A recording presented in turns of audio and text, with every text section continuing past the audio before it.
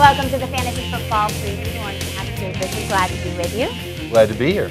All right, well, that's always a good thing. We're talking running backs today, a position at which there's perhaps the most stability so far in the preseason. Yeah, a lot of stability. Everybody that everybody knows about is at the top. LaDainian Tomlinson, Adrian Peterson, Brian Westbrook.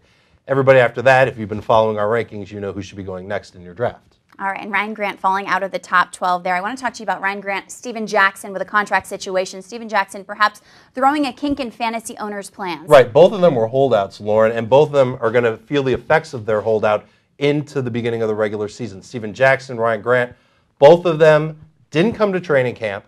Neither of them have played in the preseason thus far. Now they're both in camp. They're both under contract. Both got paid a lot of money this season. And now there's questions about whether or not they're going to be healthy enough to go, whether or not they're in football shape to go. So frankly, I kind of look at these guys as players that I'm staying away from in fantasy football.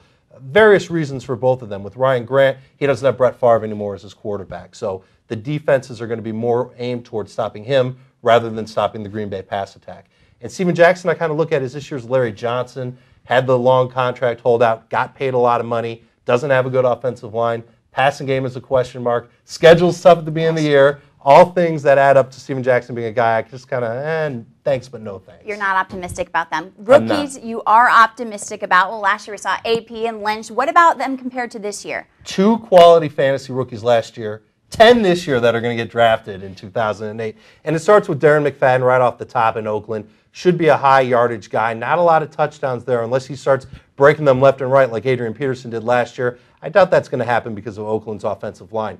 Kevin Smith is next on my board now, and it wasn't that way at the beginning of the preseason. Jonathan Stewart was there. He's taken a step back. Smith should be in line to start with Detroit. He also has a shot at 1,000 yards this season. And Jonathan Stewart has come on strong. He had a great 50-yard touchdown run in that last preseason game against the Washington Redskins. Nice, solid showing there. Broke a lot of tackles on other drives that he had. I think Stewart is the 3rd best fantasy football rookie running back. But, Lauren, the key here is that there's 10 of them. And they're added to this already strong talent pool of running backs, which is why it's smart for fantasy owners to go in different directions early on, get the quarterbacks, get the wide receivers, not necessarily focus on that.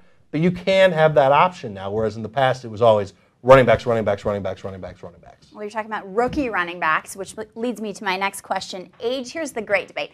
Age, experience versus youth. Yes. What are we thinking? To me, experience is invaluable. Right, but a lot of fantasy football owners want to have that upside in the players that are going to come out of nowhere and be the studs, guys that are going to break out like Ernest Graham and Ryan Grant did a year ago.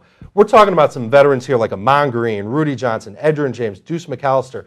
These guys were first-round picks in fantasy no fewer than 1 or 2 years ago, and now they're falling to the middle rounds in drafts.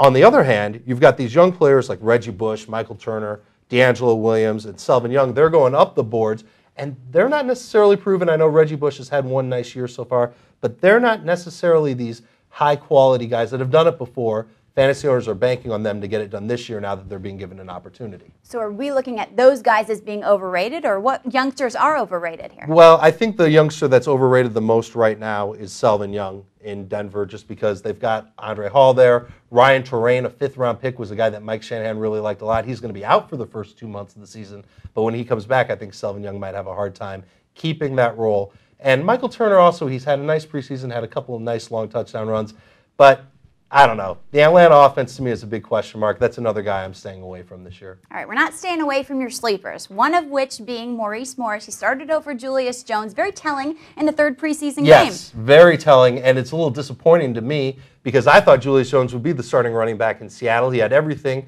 that you want in a running back in a West Coast offense, but Maurice Morris has done a good job holding on to the #1 spot. It looks like there really will be a split between Jones and Morris this year. Both of them nothing better than #3 fantasy running backs. Morris is a nice sleeper late. People are kind of letting him fly under the radar.